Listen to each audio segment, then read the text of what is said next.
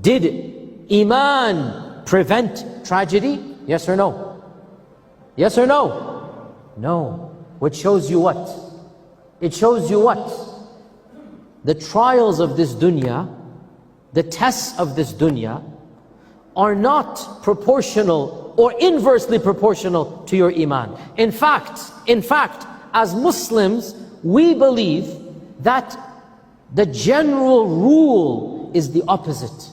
Hadith in Sahih Bukhari, إن الله تعالى إذا أحب قوما ابتلاهم أشد الناس ابتلاء الأنبياء ثم الأمثل فالأمثل. If Allah loves a person, He shall test them. Those that are tested the most are the prophets, and then those after them, and then those after them.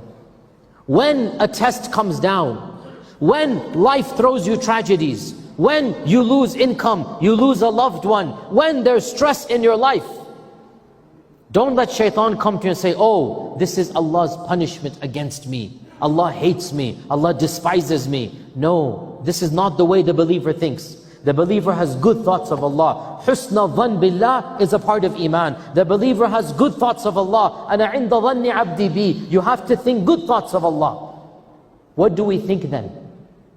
We think Allah Azza wa Jal is giving me the opportunity to cleanse myself of my sins and raise my ranks. Allah wants to bless me to be a higher place in Jannah. Allah wants to raise my maqam. So this test is meant to bless me to a higher place. How so? Because once you understand the purpose of test, the purpose of pain, anguish, grief, tragedy, why are we tested? تبارك الذي بيده الملك تبارك الذي بيده الملك وهو على كل شيء قدير الذي خلق الموت والحياة. Why? ليبلوكم أيكم أحسن عملا. The purpose of tests is to try you, give you ibtila, to see who amongst you is the best in deeds. وَلَنَبْلُوَنَّكُمْ بِشَيْءٍ مِّنَ الْخَوْفِ وَالْجُوعِ وَنَقْصٍ مِّنَ الْأَمْوَالِ وَالْأَنفُسِ وَالثَّمَرَاتِ وَبَشِّرِ الصَّابِرِينَ. We're going to test you. Allah is saying in the Quran, you're going to lose life, you're going to lose family, you're going to lose wealth. Allah is saying in the Quran, and give good news to the sabirin. I will reward the sabirin. ألف لام ميم أحسب الناس أن يتركوا أن يقولوا آمنا وهم لا يفتنون ولقد فتنا الذين من قبلهم فلا يعلمن الله الذين صدقوا ولا يعلمن الكاذبين. Did man think he would be left alone without being tested? Did you think Allah created you for a joke? Allah created you for no reason? No, we tested the people before you. Why aren't we going to test you? And the purpose of the test, to see who amongst you is truthful when they say they believe, and who is faking, lying, who is a hypocrite. The purpose of a test is very clear. You know, I'm a professor in my day job. I teach students. What do I do at the end of the semester? I test them. I give them a quiz. What is the purpose of the test? To see who studied, who didn't study. To see if they know the material, they don't know the material. Allah is saying to us, life is a test. And the purpose of life and the tests of life, لِيَبْلُوَكُمْ أَيُّكُمْ أَحْسَنُ عَمَلًا. He's going to test you to see your amal. Do you have iman in Allah? Do you have sabr? Do you have yaqeen? Do you have ikhlas? Do you have tawakkul? Do you have dua? Are all of these aspects of iman going to be manifested at times of tragedy? Will you demonstrate true iman in Allah, sabr in Allah, turning to Allah? Or will you turn your back and walk away from Allah subhanahu wa ta'ala? This is the purpose of tests. Tests are meant to draw out your iman, to show Allah, I am a believer. To show Allah, I will demonstrate all of these characteristics of iman and taqwa and inaba and ikhlas and sabr and yaqeen. All of this must be demonstrated. How will it be demonstrated? It will be demonstrated in your reaction to the test. The test itself, the tragedy itself, the calamity is not a sign Allah loves you or hates you. Because Allah sends calamities to those whom He loves. And Allah sends calamities to those whom He hates. Understand this point. Understand this point. Allah sends down calamities to believers and to disbelievers. That is not sifting the good from the bad. The calamity, the tragedy is not testing in and of itself. It is the response. The response. Ibn al-Qayyim mentions in his famous book, Manazil al-Sa'irin, منازل السائرين بين منازل مدارج السالكين بين منازل إياك نعبد وإياك نستعين مدارج السالكين مدارج السالكين. Ibn al-Qayyim mentions,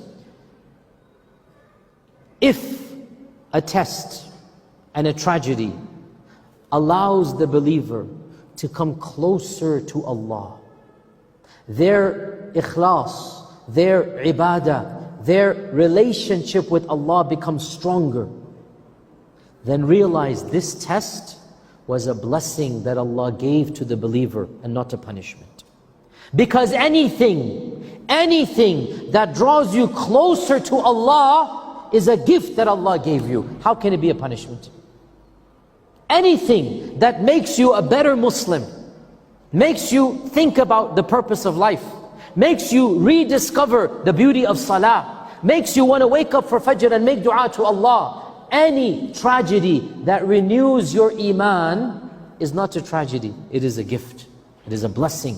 Allah wanted to gift you and raise your ranks. And that is why sabr is demonstrated during tragedy.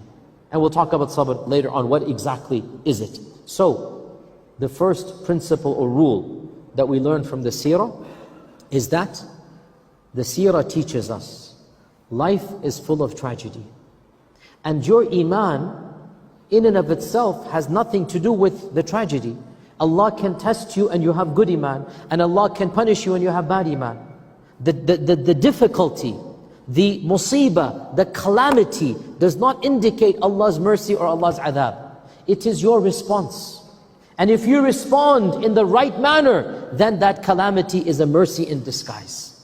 Allah wanted you closer to Himself.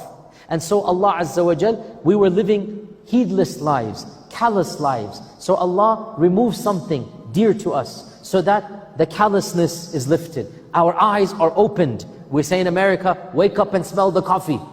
Means you're doing something, you're in ghafla. You have to wake up and be in the real life. Sometimes life becomes so easy, our heart becomes hard. But Allah knows we're better than this, and Allah wants to raise our ranks. So Allah sends down a small difficulty, the loss of wealth, the loss of life, some personal pain, some anguish, some relationship issue, and we realize we need Allah.